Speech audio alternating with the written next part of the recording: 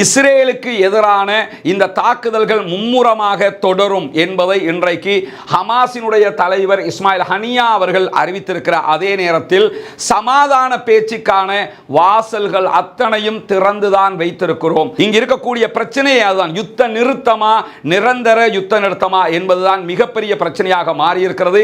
Netanyahu நம்மை பாரிய பேரழிவு ஒன்றுக்கு இழுத்து கொண்டு செல்கிறார். இதிலே நிரந்தரமான வெற்றி என்பது சாத்தியமே இல்லை.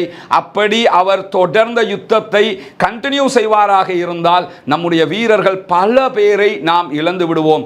ஆல்ரெடி பல பேரை நாம் இழந்திருக்கிறோம் என்கிற செய்தியையும் அவர் சொல்லிவிட்டு சொல்கிறார். நெதன்யாகுக்கு நாம் சொல்வது கேட்கவில்லை, அவர் நம்மை பார்க்கவில்லை, நம்முடைய பேச்சுக்களை பற்றி அவர் எந்த சிந்தனையும் இல்லாமல் அவரை பற்றி மட்டுமே சிந்தித்துக் கொண்டிருக்கிறார் என்று இன்றைக்கு மொசாதினுடைய முன்னாள் அதிகாரி, முன்னாள் தலைவர் அறிவித்திருக்கக்கூடிய செய்திகள் வெளியாகி இருக்கு. இதெல்லாம் ஏன் நம்ம சொல்றோம் என்று சொன்னா, சவுத் ஆப்பிரிக்காவோடு சேர்த்து நாங்களும் இஸ்ரேலிய ஆக்கிரமிப்பு பயங்கரவாத இராணுவத்திற்கு எதிரான வழக்கிலே ஒன்றிணைகிறோம் என்று இன்றைக்கு கியூபா அறிவித்திருக்கிறது.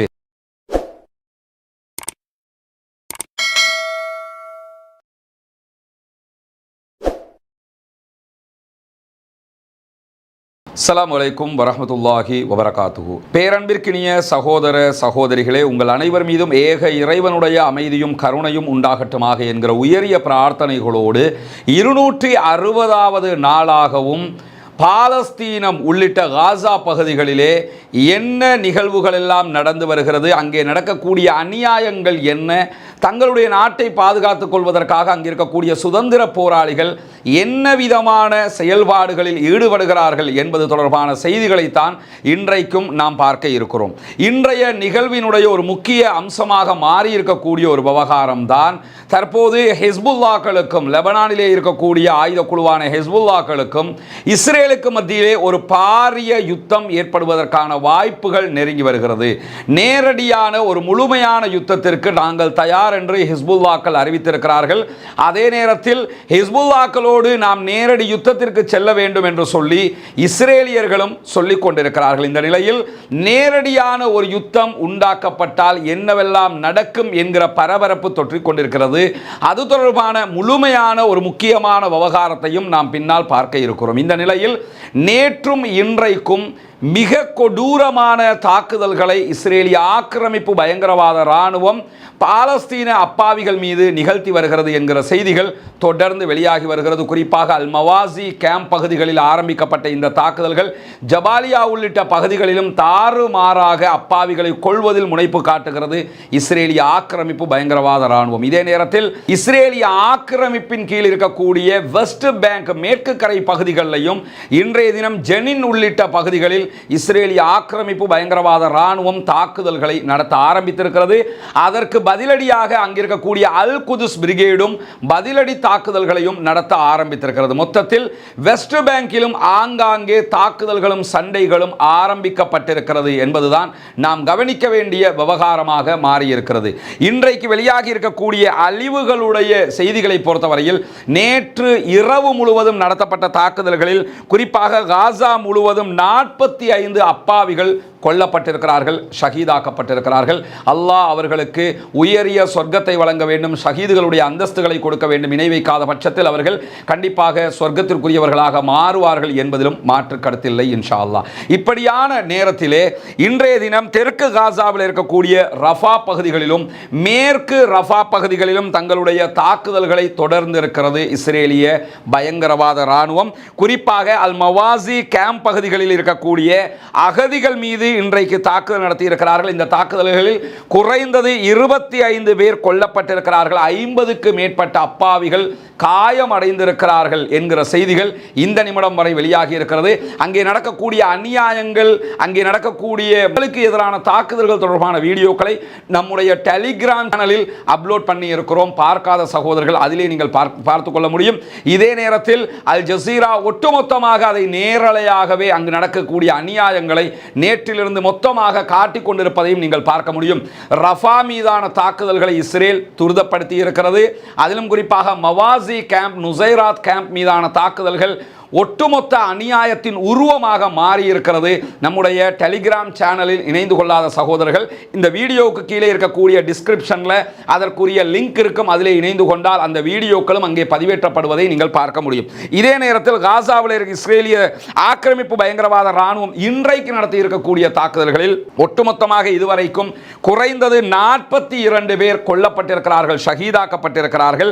அதிலும் குறிப்பாக ஷாத்தி முகாம் பகுதிகளில் 7 வீடுகள் மீது நடத்தப்பட்ட தாக்குதல்களில் 24 பேர் கொல்லப்பட்டிருக்கிறார்கள். தூஃபா பகுதிகளில் 18 பேர் ஷஹீதாக்கப்பட்டிருக்கிறார்கள் என்கிற செய்திகளும் இன்றைக்கு வெளியாகி இருக்கிறது. இந்த மாதிரியான தாக்குதல்கள் தொடர்கிற நிலையில் தான் ஷாத்தி அகதிகள் முகாமில் பாதிக்கப்பட்டிருக்கக்கூடிய இடிபாடுகளுக்குள் சிக்கியிருப்பவர்களை மீட்டெடுப்பது மிக மிக கடினமாகி இருக்கிறது என்று சொல்லி காசாவில் இருக்கக்கூடிய சிவில் பாதுகாப்பு நிறுவனத்தினுடைய செய்தி தொடர்பாளர் மஹமூத் பாசல் அல் ஜசீராவிடத்தில் சொல்லி இருக்கிறார். நீங்கள் பின்னால் பார்க்கக்கூடிய காட்சிகள் ஷாத்தி அகதி முகாமினுடைய அங்கே மரணித்தவர்களை பார்த்து அங்கிருக்கக்கூடிய மக்கள் அழுது புலம்புகிற காட்சிகள் தான் பின்னால் காட்டப்பட்டு கொண்டிருக்கிறது. குறிப்பாக இடிபாடுகளுக்கு அடியிலே சிக்கியிருக்கக்கூடியவர்களை மீட்பு குழுவினர் தேடி வருகிறார்கள். இடிபாடுகளுக்கு இடையிலே சிக்கியிருப்பவர்கள் எத்தனை பேர் என்கிற எந்த எண்ணிக்கையும் எங்களுக்கு தெரியவில்லை. எனவே அங்கே தூசு படலங்களாக மொத்தமாக இருக்கிற காரணத்தினால் அங்கிருக்கக்கூடியவர்களை மீட்டெடுப்பதில் பாரிய சங்கடங்களை நாங்கள் சந்தித்து வருகிறோம் என்றுதான் இன்றைக்கு அங்கிருக்கக்கூடிய மீட்பு குழுவினர் சொல்லி இருக்கக்கூடிய செய்திகளையும் அல் ஜசீரா வெளியிட்டு இருக்கிறது. இந்த மாதிரியான நேரத்தில் தான் மேற்கு ரஃபா பகுதிகளில் இன்றைக்கு இஸ்ரேலிய ஆக்கிரமிப்பு பயங்கரவாத ராணுவம் உள்ளே நுழைந்து கொண்டிருக்கிறது என்கிற செய்திகளும் வெளியாகி இருக்கிற அதே நேரம் ஜெனின் பகுதிகளிலையும் அவர்கள் தாக்குதல்களை ஆரம்பித்திருக்கிறார்கள். ஜெனின் என்பது ஏற்கனவே நம்ம சொன்ன மாதிரி மேற்கு கரை வெஸ்ட் பேங்க், மஸ்ஜிதுல் அக்ஸா உள்ளிட்ட ஜெருசலம் உள்ளிட்ட பகுதிகள் அடங்கி இருக்கக்கூடிய பகுதிதான். அந்த பகுதியில் இருக்கக்கூடிய ஜெனின் அகதிகள் முகாம் மீதும் தற்போது அவர்கள் தாக்குதலை நடத்தி இருக்கிற அதே நேரம் அந்த பகுதிகளில் இருக்கக்கூடிய இஸ்ரேலிய ஆக்கிரமிப்பு படைகளுக்கு எதிராக ஜபரியாத் சுற்றுப்புறத்திலே அங்கிருக்கக்கூடிய அல் குதுஸ் பிரிகேடும் பதிலடி தாக்குதல்களை, ஷெல் தாக்குதல்களை நடத்த ஆரம்பித்திருக்கிறார்கள் என்கிற செய்திகளும் இன்றைக்கு வெளியாகி இருக்கக்கூடிய நேரத்தில் இஸ்ரேலுக்கு எதிரான இந்த தாக்குதல்கள் மும்முரமாக தொடரும் என்பதை இன்றைக்கு ஹமாஸினுடைய தலைவர் இஸ்மாயில் ஹனியா அவர்கள் அறிவித்திருக்கிற அதே நேரத்தில் சமாதான பேச்சுக்கான வாசல்கள் அத்தனையும் திறந்துதான் வைத்திருக்கிறோம், எனி டைம் சமாதான பேச்சுக்கு நாங்கள் தயார் என்கிற செய்தியையும் இன்றைக்கு அவர் சொல்லியிருப்பது மட்டுமல்லாமல், ஆனால் யுத்த நிறுத்தம் என்பது நிரந்தர யுத்த நிறுத்தம், எங்கள் உரிமை எங்களுக்கு வேண்டும் என்பதில் தான் ஆரம்பிக்க வேண்டும் என்பதையும் திட்டவட்டமாக இன்றைக்கு இஸ்மாயில் ஹனியா மீண்டும் வலியுறுத்தி இருக்கிறார். இங்கு இருக்கக்கூடிய பிரச்சனையே அதுதான், யுத்த நிறுத்தமா நிரந்தர யுத்த நிறுத்தமா என்பதுதான் மிகப்பெரிய பிரச்சனையாக மாறியிருக்கிறது. யுத்தத்தை நிறுத்தி தங்களுடைய பணைய கைதிகளை மீட்டுக்கொண்டு மீண்டும் அப்பாவி பாலஸ்தீன மக்களை கொன்று குவிப்பதற்கு இஸ்ரேல் தயாராக இருக்கிறது. ஆனால் நிறுத்தம் என்று வந்தால் நிரந்தர யுத்த நிறுத்தம் தான், இல்லாவிட்டால் தாக்குதல் தான் என்கிற முடிவில் தெளிவாக இருக்கிறது ஹமாஸினுடைய படைப்பிரிவு. அப்படியான நேரத்தில் சற்று முன்னால் கத்தாரினுடைய உத்தியோகபூர்வ அறிவிப்பு வெளியாக இருக்கிறது. நாங்கள் மீண்டும் ஒரு சீஸ்ஃபயர் டாக் ஆரம்பித்திருக்கிறோம். இந்த பேச்சுவார்த்தைகள் ஹமாஸ் தெளிவாக இருப்பதை போல நிரந்தர யுத்த நிறுத்தத்தை அடிப்படையாக கொண்டுதான் போக இருக்கிறது. இதே நேரத்தில் ஹமாஸ் பலவிதமான விட்டுக்கொடுப்புகளுக்கும் தயாராக இருப்பதாகவும் எங்களிடத்தில் சொல்லி இருக்கிறார்கள் என்பதையும் கத்தார் இன்றைக்கு உத்தியோகபூர்வமாக அறிவித்திருக்கிறது. பொறுத்திருந்து பார்ப்போம் யுத்த நிறுத்தத்தினுடைய நிலை என்ன ஆக போகிறது என்பதை. இப்படியான ஒரு தொடர்ந்தேச்சையான சர்ச்சைகளுக்கு மத்தியில் தான் நெத்தன்யாஹுக்கு எதிரான, இஸ்ரேலுக்கு உள்ளேயே அவருக்கு எதிரான பாரிய பிரச்சாரங்கள் எல்லாம் தற்போது முன்னெடுக்கப்பட்டு வருகிறது. குறிப்பாக இன்றைக்கு மொசாதினுடைய முன்னாள் தலைவர் வெளியிட்டிருக்கக்கூடிய ஒரு செய்தி வெளியாகி இருக்கிறது. மொசாதினுடைய முன்னாள் தலைவர் தாமிர் பார்டோ இஸ்ரேலுடைய சேனல் 20க்கு வழங்கி இருக்கக்கூடிய பேட்டியில் என்ன சொல்றாருன்னு கேட்டா, நெத்தன்யாஹுக்கு எந்த விதமான தொலைநோக்கு பார்வைகளும் கிடையவே கிடையாது. நெத்தன்யாஹு அப்படி தொலைநோக்கு பார்வைகள் உள்ளவராக இருந்திருந்தால் இந்த யுத்தம் இவ்வளவு தூரம் சென்றிருக்காது. குறிப்பாக பிரதமர் நெத்தன்யாஹுவிடம் எந்த ஒரு மூலோபாய திட்டங்களும் இல்லை. யுத்தத்தை முடிவுக்கு கொண்டு வருவதற்கோ அடுத்த கட்டம் நகர்வதற்கோ அவரிடத்தில் எந்த விதமான எதிர்கால பார்வையும் கிடையாது. அவருடைய கவலை எல்லாம் அவர் அதிகாரத்தில் நீடிக்க வேண்டும் என்பதுதான். அதிகாரத்தில் தன்னை தக்க வைத்துக் கொள்வதற்காக அவர் எதையும் செய்வார் என்பதையும் நீங்கள் புரிந்து கொள்ளுங்கள் என்று மொசாதினுடைய முன்னாள் தலைவரே இன்றைக்கு வெளிப்படையாக சொல்லியிருக்கிறார். முழு நாட்டு மக்களும் இஸ்ரேலியர்களும் ஏன் உலகமே புரிந்திருக்கிறது, நெதன்யாகு என்கிற ஒருவனுடைய அதிகாரத்தை தக்க வைப்பதற்கான போராகத்தான் இந்த அப்பாவிகளுடைய படுகொலை நீடித்துக் கொண்டிருக்கிறது என்பதை குறிப்பாக அவர் சொல்லும்போது, நெதன்யாகு நம்மை பாரிய பேரழிவு ஒன்றுக்கு இழுத்துக் கொண்டு செல்கிறார், இதிலே நிரந்தரமான வெற்றி என்பது சாத்தியமே இல்லை. அப்படி அவர் தொடர்ந்த யுத்தத்தை கண்டினியூ செய்வாராக இருந்தால் நம்முடைய வீரர்கள் பல பேரை நாம் இழந்து விடுவோம், ஆல்ரெடி பல பேரை நாம் இழந்திருக்கிறோம் என்கிற செய்தியையும் அவர் சொல்லிவிட்டு சொல்கிறார். நெதன்யாகுக்கு நாம் சொல்வது கேட்கவில்லை, அவர் நம்மை பார்க்கவில்லை, நம்முடைய பேச்சுக்களை பற்றி அவர் எந்த சிந்தனையும் இல்லாமல் அவரை பற்றி மட்டுமே சிந்தித்துக் கொண்டிருக்கிறார் என்று இன்றைக்கு மொசாதினுடைய முன்னாள் அதிகாரி, முன்னாள் தலைவர் அறிவித்திருக்கக்கூடிய செய்திகள் வெளியாகி இருக்கு. இதெல்லாம் ஏன் நம்ம சொல்றோம் என்று சொன்னா, உண்மையில் நிஜத்தில் அங்கே என்ன நடக்கிறது என்றால், மிலிட்டரி வாரிலே 199% இஸ்ரேலிய ஆக்கிரமிப்பு பயங்கரவாத ராணுவம் தோல்விக்கு மேல் தோல்வியை சந்தித்துக் கொண்டிருக்கிறது. அந்த தோல்வியை மறைப்பதற்காகத்தான் அங்கிருக்கக்கூடிய அப்பாவிகள் மீதான தாக்குதலை அவர்கள் தொடர்கிறார்கள். இன்றைய ஜெனின் தாக்குதலாக இருந்தாலும், மவாசி கேம்ப் தாக்குதலாக இருந்தாலும், ஷாத்தி முகாம் தாக்குதல்களாக இருந்தாலும் அத்தனையும் அவர்களுடைய தோல்வியை மறைப்பதற்கான தாக்குதல்கள் தான் என்பதையும் நாம் புரிந்து கொண்டுதான் இருக்கிறோம். இதே நேரத்தில் இன்றைக்கு வெளியாகி இருக்கக்கூடிய ஒரு முக்கியமான செய்தி என்னவென்று சொன்னால், பாலஸ்தீனத்தினுடைய கல்வி அமைச்சகம் ஒரு முக்கியமான செய்தியை வெளியிட்டிருக்கிறது. காசாவிலே படித்த கிட்டத்தட்ட 430 பல்கலைக்கழக மாணவர்கள் இந்த யுத்தத்தில் இதுவரைக்கும் கொல்லப்பட்டிருக்கிறார்கள். பல்கலைக்கழகங்களுக்கு தேர்வான மாணவர்கள் அவர்கள். அதே நேரம் 12,500 மாணவர்கள் இந்த யுத்தத்திலே இதுவரைக்கும் காயமடைந்திருக்கிறார்கள். ஒரு யுத்தம் என்று வந்தா, ஒரு தாக்குதல் என்று வந்தா மாணவர்கள் மீது அட்டாக் பண்ணக்கூடாது, பாடசாலைகள் மீது அட்டாக் பண்ணக்கூடாது என்பது சர்வதேச விதி. இந்த எந்த விதியும் இஸ்ரேலுக்கு கிடையாது. இந்த விதி எதுவும் அவர்கள் பின்பற்றுவதில்லை என்பதால் தான் ஹசன் நஸ்ருல்லா, ஹிஸ்புல்லாஹ்வுடைய தலைவர் சொல்லுகிறார், நீங்கள் எந்த ஒரு யுத்த நடைமுறையையும் பின்பற்றாத காரணத்தினால் நாங்கள் ஒரு முழுமையான யுத்தம் என்று வந்துவிட்டால், களமிறங்கிவிட்டால் கண்டிப்பாக எந்த விதிமுறைகளையும் கடைபிடிக்க மாட்டோம், உங்களை போன்றே நாங்களும் திருப்பி அடிப்போம் என்று சொல்லியிருக்கிறார். அது பாரதூரமான இழப்புகளை இஸ்ரேலுக்கு உண்டாக்கும். அது மட்டுமல்லாமல் இன்றைக்கு பாலஸ்தீன கல்வி அமைச்சு வெளியிட்டிருக்கக்கூடிய அறிக்கையில் அவங்க சொல்றாங்க, 12,500 மாணவர்கள் காயமடைந்திருக்கிறார்கள், 350 ஆசிரியர்கள் இதுவரைக்கும் கொல்லப்பட்டிருக்கிறார்கள், 307 பாடசாலை கட்டிடங்களில் 286 பாடசாலை கட்டிடங்கள் அழிக்கப்பட்டிருக்கிறது. ஒரு 20-25 கட்டிடங்கள் மட்டும்தான் பேலன்ஸ் ஆக இருக்கிறது. மொத்தத்தில் நீங்க பார்த்தீங்கன்னா, காசா மீதான தாக்குதல்ங்கிறது வெறுமனே மனிதர்களை கொல்லுகிற ஒரு இலக்கை மட்டும் கொண்டது அல்ல என்பதை நீங்கள் புரிந்து கொள்ள முடியும். காசாவில் இருக்கக்கூடியவர்கள் மரணிக்க வேண்டும் என்பதற்கான தாக்குதல், அதே நேரத்தில் அதிலே உயிரோடு இருப்பவர்கள் சக்தி பெற்றவர்களாக, பலம் பெற்றவர்களாக, எதிர்காலத்தில் சிந்தனை உள்ளவர்களாக மாறக்கூடாது என்பதற்காக அவர்களுக்கு தேவையான ஊட்டச்சத்துக்கள், மருந்துகள் கிடைக்காமல் நிரந்தர நோயாளிகளாக அவர்களை மாற்றுகிற திட்டங்கள் அதிலே வகுக்கப்பட்டிருக்கிறது.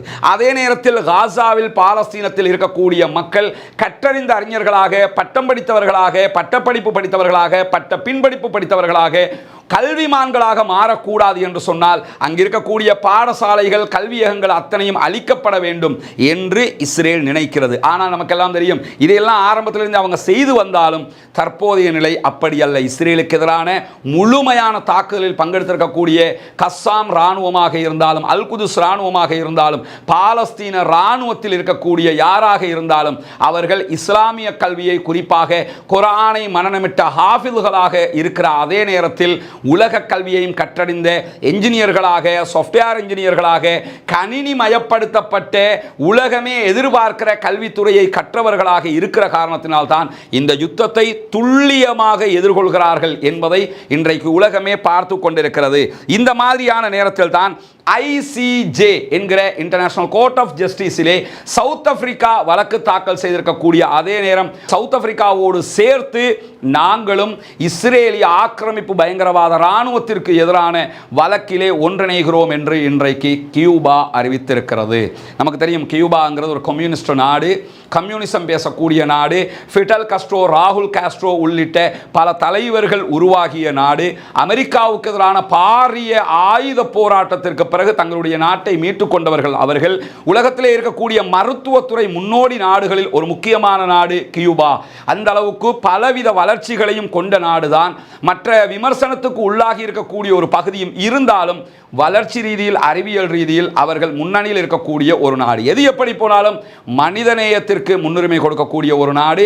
அந்த அடிப்படையில் அவர்களும் இந்த ICJயினுடைய வழக்கில் நாங்களும் ஒன்றிணைகிறோம் என்கிற செய்தியை இன்றைக்கு வெளியிட்டிருக்கிறார்கள். நமக்கெல்லாம் தெரியும், நேற்றைய தினம் இஸ்லாமிக் ஜிஹாட் மூவ்மெண்டினுடைய அல் குதுஸ் படையணி இஸ்ரேலிய ஆக்கிரமிப்பு பயங்கரவாத இராணுவத்தினுடைய ஒரு ஹெலிகாப்டரை சுட்டு வீழ்த்தி இருந்தார்கள். அந்த ஹெலிகாப்டருடைய காட்சியை தான் நீங்க இதில் பார்க்குறீங்க. இது தொடர்பாக இன்றைக்கு மிக முக்கியமான சில செய்திகள் வெளியாகி இருக்கிறது. அதாவது இந்த ஹெலிகாப்டர்களை சுட்டு வீழ்த்துகிற ஆயுதங்கள் அவர்களுக்கு எங்கிருந்து கிடைக்கிறது என்பதை பொறுத்தவரையில் ஆரம்பத்தில் சீனாவிடம் இருந்து தான் இந்த ஆயுதங்களை அவர்கள் பெற்றிருக்கிறார்கள் என்கிற விமர்சனங்கள் முன்வைக்கப்பட்டிருந்தது. ஏன்னா அவங்க பயன்படுத்தக்கூடிய சாம் வகை ஏவுகணைகள் என்பது சீனாவினுடைய தயாரிப்பு, அதை முன்னோடியாக கொண்ட தயாரிப்புகள் என்றுதான் சொல்லப்பட்டது. உண்மையும் அதுதான் என்பதை பலவிடுத்தம் பல ஆய்வாளர்களும் நிறுவியிருந்தார்கள். இதே நேரத்தில் நேற்று அவர்கள் இந்த ஹெலிகாப்டரை சுட்டு வீழ்த்தி இருக்கிறார்கள், அழித்திருக்கிறார்கள். இந்த ஹெலிகாப்டர் ஆல்ரெடி அங்கே யுத்தத்தினால் பாதிக்கப்பட்ட, யுத்தத்தினால் இறந்த, காயமுற்ற இஸ்ரேலிய ஆக்கிரமிப்பு படையினரை ஏற்றிக்கொண்டு செல்வதற்காக வந்த ஒரு பாரிய ஹெலிகாப்டராக இருக்கிறது. இந்த ஹெலிகாப்டரை சுட்டு வீழ்த்துவது என்பது சாதாரணமாக முடியாது என்றும், குறிப்பாக சைனாவினுடைய குறித்த ஆயுதத்தினால் அதை தாக்க முடியாது என்று சொல்லியும், ஆனால் தற்போது தாக்கப்பட்டிருப்பது சைனாவினுடைய ஆயுதத்தினால் அல்ல, ரஷ்யாவினுடைய தயாரிப்பினால் தான் இது தாக்கப்பட்டிருக்கிறது என்கிற செய்தி இன்றைக்கு வெளியாக இருக்கிறது. எனவே ரஷ்யா ஆரம்பம் முதலே, ரஷ்யாவினுடைய 9 பேர் இஸ்ரேலுடைய அந்த நிகழ்விலே கலந்து கொண்ட நேரத்தில் அக்டோபர் 7ஆம் தேதி ஹமாஸ் படையினரால் கைதிகளாக, பணைய கைதிகளாக பிடிக்கப்பட்டிருக்கிறார்கள். அதில் 3 பேர் வெளியில் விடப்பட்டிருக்கிறார்கள். 6 பேர் இன்னும் பணைய கைதிகளாக இருக்கிற நிலையிலும் நாங்கள் ஹமாஸுக்கு ஆதரவாக, பாலஸ்தீனத்திற்கு ஆதரவாகத்தான் நிற்கிறோம் என்பதை வெளிப்படையாக சொல்லிக் கொண்டிருக்கிறது மாஸ்கோ. அந்த அடிப்படையில் தற்போது இந்த ஹெலிகாப்டர்கள் மீதான தாக்குதல் ஆயுதங்கள், ரஷ்யாவினுடைய ஆயுதங்கள் பயன்படுத்தப்படுகிறது. குறிப்பாக ஏற்கனவே நேட்டோ நாடுகள் ஒரு குற்றச்சாட்டை முன்வைத்திருக்கிறது. அது என்ன குற்றச்சாட்டு என்று சொன்னால், உக்ரைனில் கைப்பற்றப்படுகிற ஆயுதங்களை எல்லாம் ரஷ்யா ஹமாஸுக்கு வழங்குகிறது என்கிற ஒரு குற்றச்சாட்டம் இருக்கிறது. எது எப்படி போனாலும் இஸ்ரேலிய ஆக்கிரமிப்பு பயங்கரவாத இராணுவத்தின் மீது அவர்கள் பாரிய தாக்குதல்களை நடத்தியிருக்கிறார்கள். அவர்களுடைய பாரிய ஹெலிகாப்டரை சுட்டு வீழ்த்துகிற திறன் அவர்களுக்கு உருவாகி இருக்கிறது என்பதை இங்கே நாம் கவனிக்க கடமைப்பட்டிருக்கிறோம். இதை இன்றைக்கு ISW, CTP ஆகிய சர்வதேச பார் கண்காணிப்பு அமைப்புகள் கூட இன்றைக்கு சொல்லி இருக்கிறது. அதிலும் குறிப்பாக மத்திய காசா பகுதிகளில் இருக்கக்கூடிய நெட்சாரிம் காரிடோர்ல இன்றைக்கு எல்லை கடந்த தாக்குதல்களை எல்லாம் இஸ்ரேலிய ஆக்கிரமிப்பு பயங்கரவாத இராணுவத்தின் மீது அங்கிருக்கக்கூடிய கஸ்ஸாம் போராளிகள் நடத்தி இருக்கிறார்கள் என்கிற செய்திகளையும் CTP அதே போன்று ISW ஆகிய சர்வதேச வார் கண்காணிப்பு அமைப்புகள் சொல்லியிருக்கிற அதே நேரம் மத்திய காசாவில் இருக்கக்கூடிய நுசைராத் பகுதிகளில் இருந்து ஏவுகணை தாக்குதல்களையும் இஸ்ரேல் மீது அங்கிருக்கக்கூடிய பாலஸ்தீன இராணுவம் நடத்தி கொண்டிருக்கிறது என்கிற செய்திகளும் இன்றைக்கு வெளியாகி இருக்கிறது.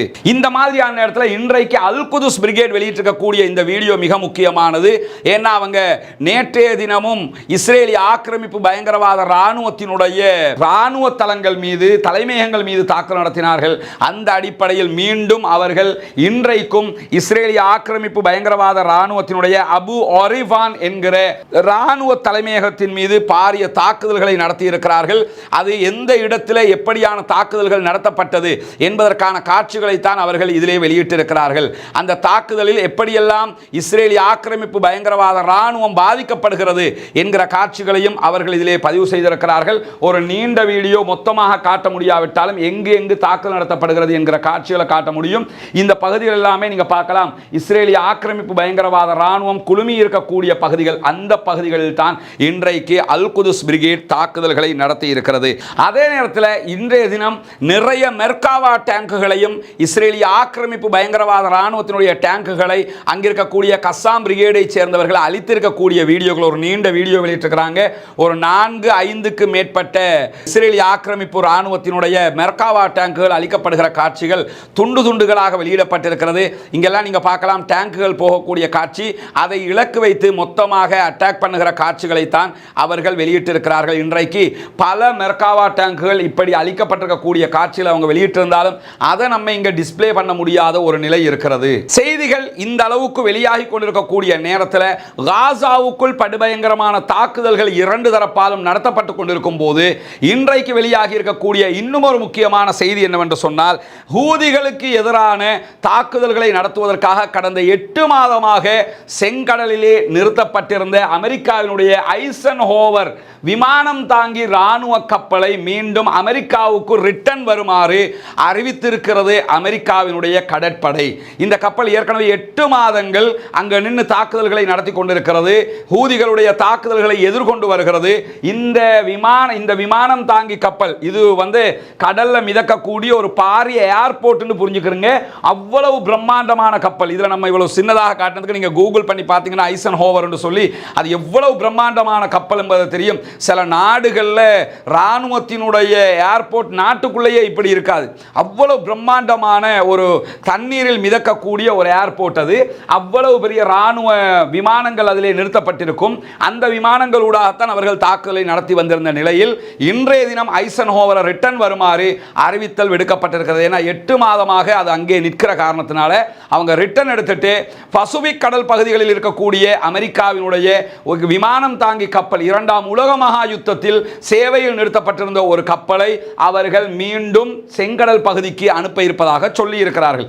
இந்த நிலையிலே சற்று முன்னால் ஹூதிகளுடைய ஊடக பேச்சாளர் யஹ்யா சாரி வெளியிட்டிருக்கக்கூடிய அறிக்கையில் செங்கடலில் பயணித்த 2 கப்பல்கள் மீது அவர்கள் ட்ரோன் அட்டாக் நடத்தி இருக்கிறார்கள். அதிலே அந்த ட்ரோன் மூலமான தாக்குதல்கள் சம்பந்தப்பட்ட கப்பல்கள் மீது தீப்பிழம்புகளை வெளியிட்டுக் கொண்டிருக்கிறது என்கிற செய்திகளும் வெளியாகி இருக்கிறது. எனவே அட்டாக் ஆகி இருக்கிறது என்பதை அவர் சொல்லி இருக்கிறார். அதே நேரம் ஐசன்ஹோவர் கப்பல் மீதும் இன்றைக்கு நாங்கள் தாக்குதல் நடத்தி இருக்கிறோம் என்பதை அவர் இன்றைக்கு சொல்லி இருக்கிறார். அமெரிக்காவினுடைய ஐசன்ஹோவர் மீது தாக்குதல் கிட்டத்தட்ட இந்த கடந்த 8 மாதங்களாக நடைபெறக்கூடிய இந்த சண்டையில் நவம்பர் 19ஆம் தேதிக்கு பிறகுதான் ஹூதிகள் தாக்குதலுக்கு களத்துக்கு வருகிறார்கள்.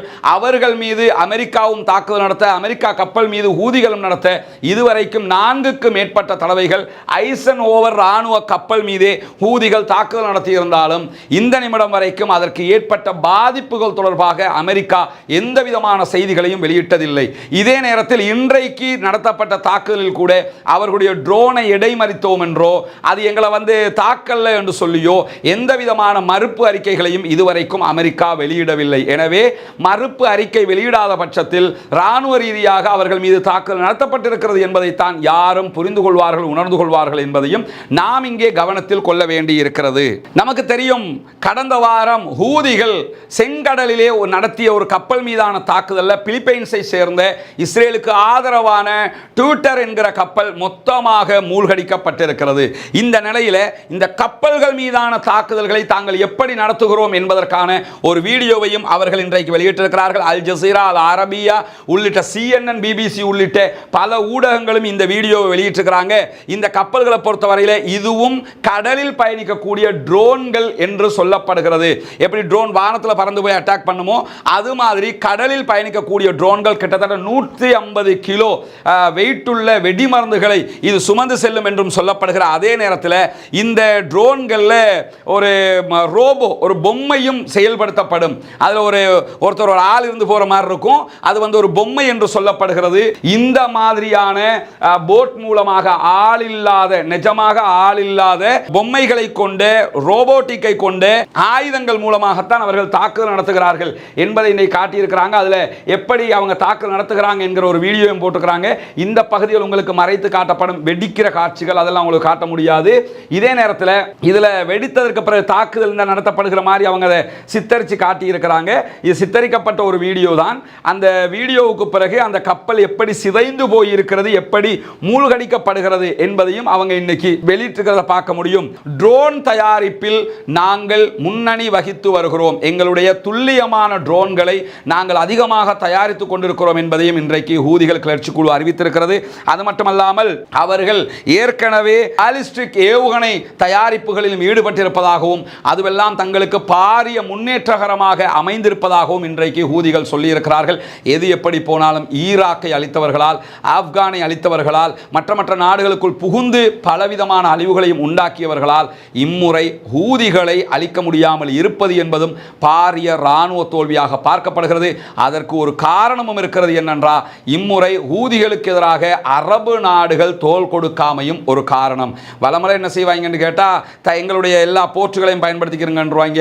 இம்முறை யுஏஇயாக இருக்கலாம், கத்தாராக இருக்கலாம், குவைத்தாக இருக்கலாம், சவுதியாக இருக்கலாம், பஹ்ரைனை தவிர்த்து எந்த அரபு நாடுகளும் ஹூதிகளுக்கு எதிரான தாக்குதலில் பங்கெடுக்கவில்லை என்பதும் தற்போது ஹூதிகளுடைய ஒரு வெற்றிக்கு காரணமாக அமைந்திருக்கிறது என்பதுதான் இங்கே கவனத்திற்குரியது. இந்த நிலையில தான் ஹிஸ்புல்லாக்கள் தொடர்பாக இன்றைக்கு வெளியாகி இருக்கக்கூடிய செய்திகளில் மிக முக்கியமான ஒரு செய்தி என்னவென்று சொன்னால், ஹிஸ்புல்லாக்களோடு நேருக்கு நேராக ஒரு ஒட்டுமொத்த சண்டைக்கு செல்லாதீர்கள் என்று அமெரிக்கா இஸ்ரேலுக்கு திரும்ப திரும்ப வலியுறுத்தி கொண்டிருக்கிறது. எது எப்படி போனாலும் அப்படி நீங்கள் மீறி ஒரு யுத்தத்திற்கு போனால் உங்களை நாங்கள் கைவிடவும் மாட்டோம், உங்களோடு நாங்கள் நிற்போம் என்கிற வாக்குறுதியை இன்றைக்கு அமெரிக்கா இஸ்ரேலுக்கு வழங்கி இருப்பதான செய்திகள் வெளியாகி இருக்கிற அதே நேரம் CNN இதை சுட்டிக்காட்டியிருக்கிற அதே நேரத்தில் தரைப்படையை நாங்கள் அனுப்ப மாட்டோம் என்கிற ஒரு செய்தியையும் இஸ்ரேலுக்கு அமெரிக்கா சொல்லி இன்றைக்கு செய்தி வெளியாகி இருக்கிறது. அதாவது ஹிஸ்புல்லாக்களுக்கும் இஸ்ரேலுக்கும் இடையில ஒரு முழுமையான வார் ஆயிடுச்சுன்னு சொல்லி சொன்னா அவங்க தரைப்படையை அனுப்ப மாட்டாங்க. அப்படி என்றால் விமானப்படையை கொடுப்பார்கள், கடற்படையை கொடுப்பார்கள் என்று அர்த்தம். எது எப்படி போனாலும் நாங்கள் அதை எதிர்கொள்ள தயாராக இருக்கிறோம் என்பதை இன்றைக்கு ஹிஸ்புல்லாக்களும் அறிவித்திருக்கிறார்கள். அது மட்டுமல்லாமல் அமெரிக்கா இஸ்ரேலுக்கு சார்பாக வந்து நிற்போம் என்று சொல்லி இருக்கிற அதே நேரத்தில் நீங்கள் ஹிஸ்புல்லாக்கள் மீது தாக்குதல் நடத்த ஆரம்பித்தால் நீங்கள் ஹிஸ்புல்லாவை நோக்கி அனுப்புகிற முதல் தாக்குதலை தொடர்ந்து நாங்கள் டெல் அவிவை அழித்து விடுவோம் என்று இன்றைக்கு ஹிஸ்புல்லாக்கள் சொல்லி இருக்கிறார்கள். சொன்னது மட்டுமல்லாமல் ஐநாவுக்கான ஈரானிய குழு இன்றைக்கு ஒரு முக்கியமான அறிவித்தலை விடுத்திருக்கிறார்கள். அதிலே அவங்க என்ன சொல்லியிருக்கிறாங்கன்னு சொன்னா, முதன்மையாக நீங்கள் எப்பொழுது தாக்குதல் நடத்த ஆரம்பிப்பீர்களோ அந்த தாக்குதல் நேரத்திலிருந்து ஹிஸ்புல்லாக்களுக்கு உறுதுணையாக ஈரான் இருக்கும் என்பதை சொல்லாமல் சொல்லி இருக்கிறார்கள். அந்த பக்கம் அமெரிக்கா இஸ்ரேலுக்கு ஆதரவாக வந்து நின்றால் ஈரான் ஹிஸ்புல்லாக்களுக்கு ஆதரவாக வந்து நிற்க போகிறது. அப்படி வந்து நிற்கும் போது அதிலும் குறிப்பாக இன்றைய தினம் ஈரானுடைய இர்னா செய்தித்தளத்திற்கு அப்துல் பாரி அத்வான் என்கிற ஒரு முக்கியமான அரபுலக ஆய்வாளர் சொல்லியிருக்கக்கூடிய ஒரு கருத்து வெளியாகி இருக்கிறது. அதில் அவர் என்ன சொல்றாருன்னு கேட்டா, இஸ்ரேலுடைய ஏவுகணைகளை விட ஹிஸ்புல்லாக்களுடைய ட்ரோன்கள் மிக பாரதூரமானவை, மிகவும் ஆபத்தானவை. அவைகள் டெல் அவிவை வரைபடத்திலிருந்தே இல்லாமல் ஆக்கிவிடும். அதனால் தான் ஹிஸ்புல்லாக்களுடைய செயலாளர் நசுருல்லாவுடைய அறிக்கையை தொடர்ந்து உடனடியாக சைப்ரஸுக்கு தாக்குவோம்னு ஹிஸ்புல்லாக்கள் சொல்லி இருக்கிறாங்க. சைப்ரஸ் இஸ்ரேலுக்கு ஆதரவாக இருக்கிற காரணத்தினால உடனடியாக சைப்ரஸினுடைய ஜனாதிபதி, நாங்கள் இந்த யுத்தத்தில் எந்த வகையிலும் பங்கெடுக்க மாட்டோம், எங்கள் மீது தாக்குதல் நடத்தி விடாதீர்கள் என்று அறிக்கை வெளியிட்டிருக்கிறார். அதே நேரத்தில் ஜியோனிச ஊடகங்கள், இஸ்ரேலிய ஊடகங்கள் ஹிஸ்புல்லாக்கள் தொடர்பாக வெளியிட்டிருக்கக்கூடிய செய்திகளில் அவர்களுடைய இராணுவ ஆய்வாளர்களையும் அவர்களுடைய இராணுவத்தின் முன்னாள் ஜெனரல்களையும் ஓய்வு பெற்ற அதிகாரிகளையும் சுட்டிக்காட்டி ஒரு செய்தியை சொல்லியிருக்கிறாங்க. அதிலே அவர்களும் தெளிவாக சொல்லியிருக்கிறார்கள், ஹிஸ்புல்லாக்களின் ட்ரோன்கள் என்பது இஸ்ரேலிய ஏவுகணைகளை விட மிக மிக ஆபத்தானதாக இருக்கிறது. ஏன்னா இந்த காலத்தில் யுத்தம்ங்கிறது ட்ரோன்களை கொண்டதாகத்தான் இருக்கிறது. ட்ரோனில் தான் அட்டாக்கே நடந்துகிட்டு இருக்குது. நம்ம அதை உக்ரைன் ரஷ்யா வார்லே நம்ம பார்க்க முடியும். ரஷ்யாவுக்கு முழுமையான ட்ரோன்களை விற்பனை செய்து கொண்டிருப்பது ஈரான். ஈரானுடைய தயாரிப்பை தான் ரஷ்யா நம்பி நிற்கிறாங்க. ஏன்னா உலகத்திலேயே ட்ரோன் தயாரிப்பில் மிக முன்னணியில் இருக்கக்கூடிய நாடு ஈரான். ஏன்னா அவங்க மற்ற ஆயுத தயாரிப்புகளில் ஈடுபட்டாங்களோ இல்லையோ 1200க்கும் மேற்பட்ட வகையான ட்ரோன்கள் தங்களிடத்தில் இருப்பதாக ஈரான் சொல்லிக் கொண்டிருக்கிறது. ஒவ்வொரு வகை, அந்த வகைகளே 1200க்கு மேலே இருக்குதுங்கிறாங்க.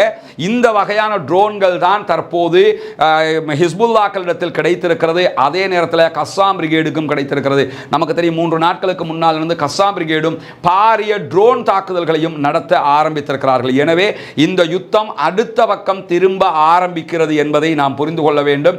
ஏன்னா இப்ப ஹிஸ்புல்லாக்கள் மீது மொத்தமான ஒரு யுத்தம் நடத்தப்பட வேண்டும் என்பதுதான் ஹிஸ்புல்லாக்களுடைய எதிர்பார்ப்பாக இருக்கிறது என்பதை நடக்கக்கூடிய சம்பவங்களை பார்த்தா தெரியுது. அதுக்கு ஒரு நல்லெண்ணம் கூட இருக்கலாம். என்ன காரணம்னா, ஹிஸ்புல்லாக்களோட ஒரு 100% யுத்தம் என்று இஸ்ரேல் திசை திருப்பப்பட்டு விட்டால் காசா மீதான தாக்குதல்கள் குறைவடைய ஆரம்பித்துவிடும். கடந்த காலங்களில் நடத்தப்பட்ட தாக்குதல்களோடு ஒப்பிடும்போது இப்ப ஹிஸ்புல்லாக்கள் நடத்துகிற தாக்குதல் காரணமாக காசாவுக்குள் நடத்தப்படுகிற இஸ்ரேலிய தாக்குதல்கள் குறைவடைந்து இருக்கிறது என்பதையும் நாம் கவனிக்க வேண்டியிருக்கிறது.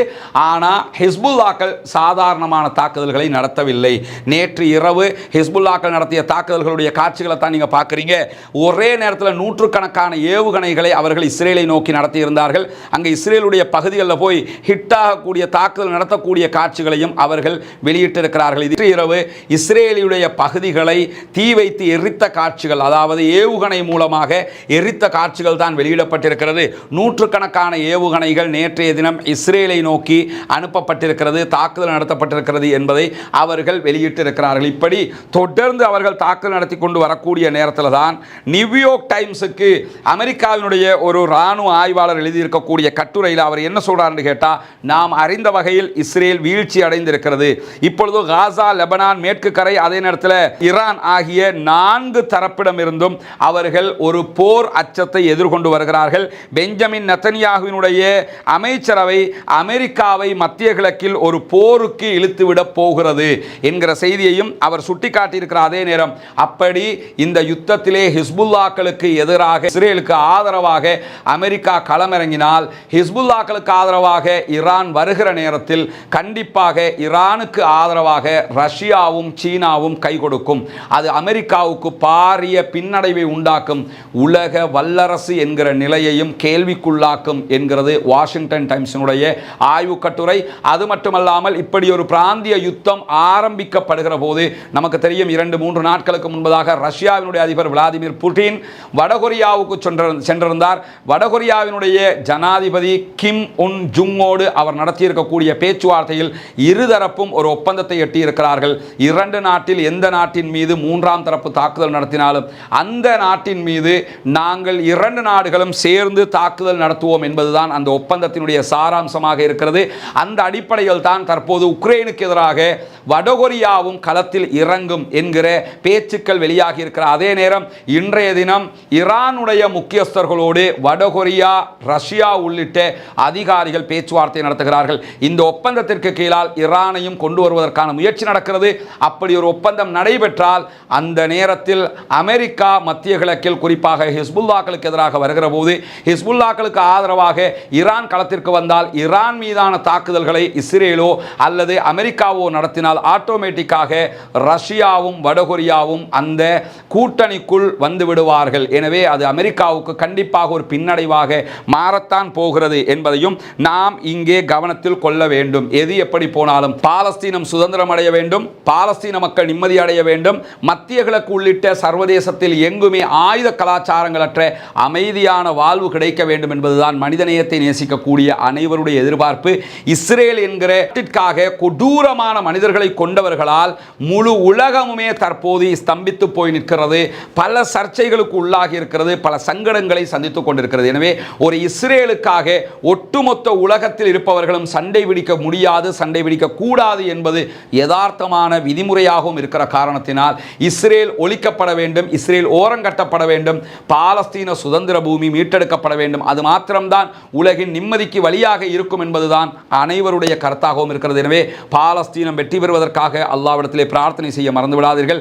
பாலஸ்தீனம் சுதந்திரம் அடைவதற்காக அல்லாஹ்விடத்திலே தொடர்ந்து துஆ கேளுங்கள், பிரார்த்தனை செய்யுங்கள். பாலஸ்தீன மக்களுக்காக ஜனநாயக ரீதியில் குரல் எழுப்ப மறந்து விடாதீர்கள். குனூத்துன் நாசிலாவை ஓதுவதற்கு மறந்து விடாதீர்கள். தீவிரவாதம் ஒழிய வேண்டும், பயங்கரவாதம் ஒழிக்கப்பட வேண்டும், இஸ்ரேலிய ஆக்கிரமிப்பு பயங்கரவாதம் இல்லாமல் ஆக்கப்பட வேண்டும் என்கிற உயரிய பிரார்த்தனைகளோடு முடித்துக் கொள்கிறேன். வாஹ்ர தஅவானா அல்ஹம்துலில்லாஹி ரப்பில் ஆலமீன்.